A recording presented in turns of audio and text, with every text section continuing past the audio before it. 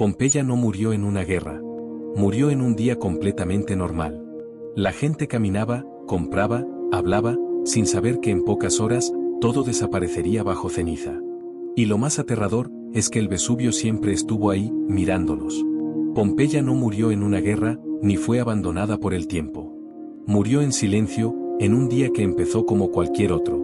El sol iluminaba las calles de Pompeya, los comerciantes abrían sus negocios, el pan salía caliente de los hornos y la gente hablaba de cosas simples, como si el mundo fuera a seguir igual para siempre. Nadie corría. Nadie gritaba. Nadie miraba al cielo con miedo. Porque para ellos, todo era normal. Y ahí está lo más inquietante de esta historia. Que justo antes del desastre, la vida seguía exactamente igual. El foro ya estaba lleno. Hombres discutiendo acuerdos, magistrados resolviendo conflictos, sacerdotes preparando rituales. Era el corazón de la ciudad, donde el poder, la religión y el dinero se mezclaban cada día. Pero si mirabas más allá, por encima de los templos y los edificios, había algo siempre presente. El Vesubio. Una montaña tranquila. Familiar. Parte del paisaje. No parecía una amenaza. No daba señales claras de peligro. Durante generaciones, había estado ahí, observando en silencio. Y por eso nadie sospechaba. Pompeya no era una ciudad débil ni aislada. Estaba conectada, activa, llena de vida. Calles estrechas con marcas de carros, tabernas llenas de voces, termopolios donde la gente comía rápido, baños públicos donde se cerraban negocios y se compartían rumores. Era una ciudad real. Ruidosa. Imperfecta. Viva. Y aún así, había algo que no encajaba del todo. Años antes, un terremoto había sacudido la ciudad. Edificios dañados.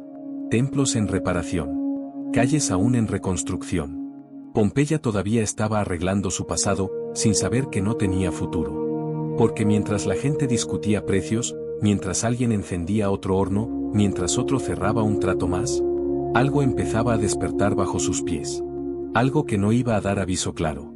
Algo que no iba a esperar. Y cuando finalmente lo hizo, ya era demasiado tarde.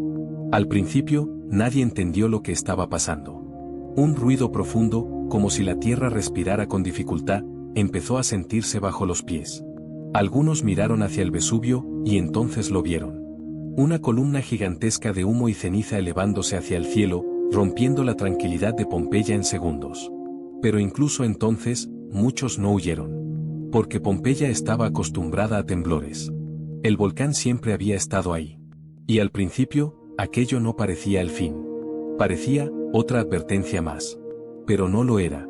Minutos después, la ceniza empezó a caer. Suave al inicio, casi como nieve. La gente la tocaba, confundida, curiosa. Pero pronto, se volvió más densa. Más pesada. El cielo empezó a oscurecerse. La luz del día se volvió gris. Y entonces, llegó el miedo. Las calles se llenaron de voces. Gente corriendo en todas direcciones. Padres buscando a sus hijos. Comerciantes abandonando sus puestos. La rutina se rompió en segundos. Algunos intentaron huir de la ciudad. Otros corrieron a sus casas, pensando que las paredes los protegerían. Decisiones rápidas, sin saber cuál era la correcta. Mientras tanto, la piedra pómez comenzaba a caer sin descanso. Pequeñas rocas volcánicas golpeaban los tejados, acumulándose capa tras capa. El peso aumentaba. Las calles se volvieron difíciles de cruzar. Respirar era cada vez más complicado. El aire se llenó de polvo caliente. Y el tiempo empezó a jugar en contra. Horas pasaron. La oscuridad era casi total. Como si la noche hubiera llegado antes de tiempo. Algunos pensaron que lo peor ya había pasado. Que si resistían un poco más, todo terminaría. Pero estaban equivocados. Porque lo peor aún no había llegado. Durante la noche, el Vesubio cambió de fase. Ya no era solo ceniza cayendo desde el cielo. Ahora, la destrucción se movía a ras del suelo. Corrientes piroclásticas. Nubes de gas ardiente, ceniza y rocas, avanzando a una velocidad imposible de escapar. No daban tiempo. No daban aviso. Donde pasaban, no quedaba nada. Algunos murieron intentando huir. Otros, escondidos en sus casas.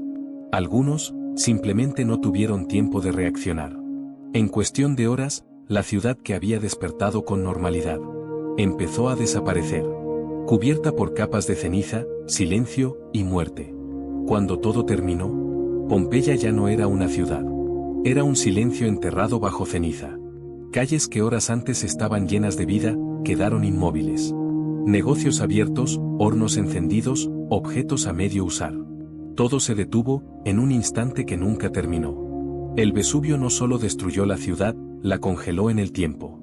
Bajo capas de ceniza y piedra, quedaron atrapadas las últimas decisiones. Personas que intentaron escapar, otras que buscaron refugio, algunas que pensaron que aguantar unas horas sería suficiente. Cada rincón guardó una historia distinta. Y eso es lo que hace a Pompeya tan impactante. No es solo una tragedia, es un reflejo humano. Porque en medio del desastre, no todos reaccionan igual. Algunos corren. Otros dudan. Otros se quedan, esperando. Y Pompeya conserva cada una de esas respuestas. Durante siglos, la ciudad desapareció del mundo. Cubierta. Olvidada. Borrada de la memoria. Hasta que en el año 1748, todo cambió.